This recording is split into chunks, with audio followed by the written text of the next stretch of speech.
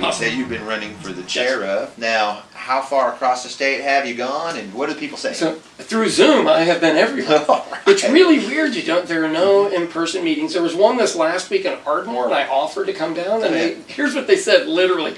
They go, well, we haven't seen each other in a year, so we just want to hang out and talk. Nobody's really interested in what you're doing yet. And I go, ow. That's why we're losing, right? Yeah. But they didn't mean anything by it. They really meant that you want to be social and you want to have fun.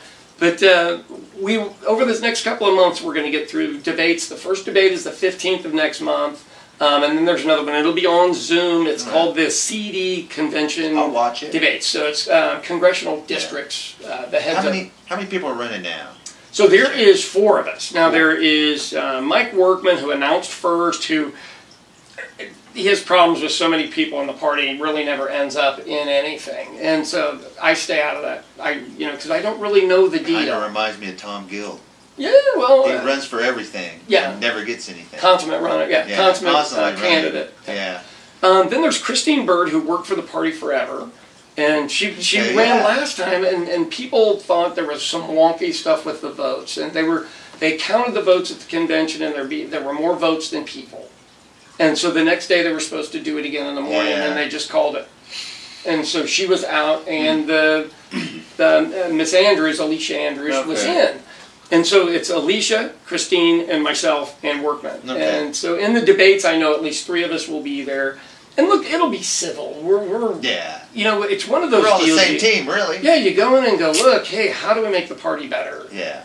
And sooner or later we have to decide if we want to do the work to make it better, or do we just want to hang out and chat? Yeah, exactly. And I think that's a fair way to put it. Yeah, and what does the work entail? Does that entail organizing it, making a plan, and then figuring out ways to execute, or what is it? So I'll give you kind of a simple view. And so let's not take Oklahoma City. Let's take LaFleur County and a city called Poto. Okay. I know where that is. You go, you know what I need from everybody in there that's a Democrat? I want you to start watching school board meetings and city council meetings. And when you see somebody that's interested, just go see them afterwards and go, hey, would you like me to teach you how to do this better? And they'll go, what do you mean? And you go, well, to ask better questions, to be more poignant, to get to the point quicker, to know who to talk to, because you're talking at all of these people when actually the guy over here is the one who makes the decisions. Because they don't know. And if they continue to be interested, let's recruit them to run for that.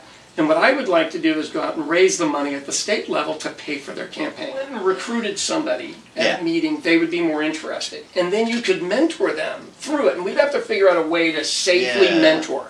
Because, you're going to get a creep. I mean, I don't care what you do, you're going to get a creep. But they should be able to call or text you. Being able to vet people. Yeah. Make sure they're qualified and that they don't have any horrible skeletons in their closet, So, but if they could text you or call you through the thing, because you'd have more experience. And then, of course, if they win, great. But if they lose, they're not out all their money. So have you talked to a lot of people across Oklahoma through Zoom and everything else? Like county after county? I'm going to say I've probably done 35 counties, and of course the bigger counties. I mean, the big thing is it's only 600 people voting, and what happens is you get caught up in that. And we got to talk to more than 600 people. So I put all of my stuff out on open social media. And I'll let Republicans talk to me, Independents talk to me, and Democrats, because I need to recruit them. Yeah. Dude, we don't have... We're not going to be able to do it by ourselves. No. We have to have that. Definitely. Right. And look, in a lot of counties, the voting registration looks even, but it's really not. Yeah. We still have to poll people. It's naive to think... So our breakdown is we are 27% minority in Oklahoma, 73% white people, for whatever that is, even though we're all from different places. Most of it's probably Native Americans, I'm sure, here in Oklahoma. Yeah, there's a ton. Yeah. Right. So you look at that and you go... Okay, so no matter what, if we have the minority base, we still have to figure out a way to bring everybody together. Yeah. And people go, well, what's that mean? And you go, we have to address issues for these white rural folks, and we have to deal with issues for minority folks. So sometimes people will look at it and they'll go, well, that's some radical stuff. And you go, not for where they live and the things they're experiencing. Now, maybe for where you are, let's talk about where you are. What can we do there? Yeah. And we're going to have to separate this stuff out, because we've got, let's say, 12 different clans or tribes or whatever that we've got to get in a mound to be able to vote together. Yeah. So they got to get something. They can't keep coming to the table and not be fed. You're right. You know, it's only fair. Yeah, it's only fair. It's my job, man. There you go. What I want to see is middle-class Oklahoma, working-class Oklahomans have someone look out for them, because no one is right now. No one. No one. You know, and then, you know me, I've got the prison issues, I got the cash bail issues, I have payday loans. I mean, I have things that really and truly, even if we can't win in the legislature, we can get these things to the forefront and get them changed.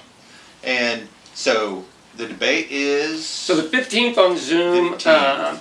And that one, if somebody 15th of May, right? 15th of May. And then there's another one the week after that down in Ardmore. I don't know how that one will go out. And then when do we know when we have a new chair? June 13th. June 13th. So what will happen is it'll be on Zoom as well. So we're going to have probably a party at our restaurant for people that just want to come hang out. If they're all vaccinated, they can come in, bring their phones or computers and be logged in because they're going to vote that way.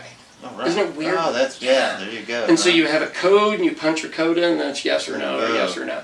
And look, win or lose. Wave of the future. Win or lose, we're going to change the party. Yeah, win or lose, going to change the party. One way or another. There you go. That's the Democratic Party news right there. Right. So do you know of anybody running for governor or congressional seats?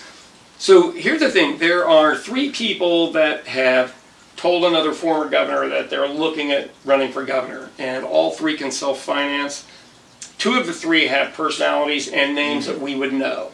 And the other one I've known for a long time has everything it would take to win, but I don't think he's been an elected official. He's been an appointed official, and that's different. You got to, when you're elected, you got to rough and tumble it for a while. Congressional, I know for a fact there is somebody lined up to run against Stephanie Bice that is decorated military, businessman. Because she hasn't done anything. She's out there on her Facebook deal. You know what she does? She's only tasking for money. You see me 5, 10, 15. I'm working in Congress for you. But you go and look at the Congress record. She has 1 bill she sponsored. That's it. 1. And I guarantee you she's not doing much but getting coffee. So that's basically if that's all she's doing. She's not doing much. She's in a purple area. That's a winnable seat for the right person. And his whole thing is, I was so appalled that that insurrection happened, you know, basically her first day on the job. But then she voted to make it okay. Yeah. And so that's why he's running. And he's got the wherewithal to pull this off. Good, solid person. I think it was CD4 that's got a really solid person. So we've got governor, 2 of the congressional ones that are solid already. And look, other people are going to come along. Nothing against Langford yet, right? No. There's somebody strong. Well, these guys pull a challenger. Some crazy preacher that's all about, like, the election was stolen. Hey, he may not get by that guy. He may not. So here's what I would say. This is what we're looking for. I'm going to lean into the camera. Go ahead. You tell him. I want a retired comedian or actor or somebody along those lines that isn't famous anymore but wants to get famous again. That's who I want to recruit to run against Langford. If you can't beat him, we're going to beat on him for the entire time. Oh, yeah. Make somebody famous, but get all of our points. We'll have to take some of them on. I know there's one guy, very smart guy, and he's out there, you know, on the social media really hammering away at them, saying, hey, you need to realize what your party did and the treason that happened, and they won't admit it. But he's out there every day putting it out, and it's like everybody sees this. Not just people around here, but that guy gets out there. They totally avoid him, obviously, because they don't want that fight with that guy. But you know, I tell that guy, I say, hey man, a lot more people see your post than you realize. And he's a real smart. His name's Michael, but he puts out. I don't know if you see some of the posts. I don't know. You have to send me one, and I'll do. Because what I do is I get a bunch of people I don't know and a bunch of people I know.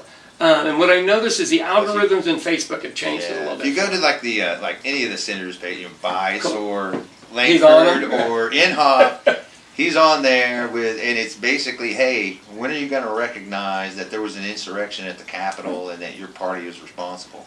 And when are you going to come out and tell these people that there was no election fraud? Because people are on their Facebook page, post after post, talking about the election fraud that happened, and nobody, Langford, Inhofe, Bice, any of them are coming out and saying, man, there was no fraud.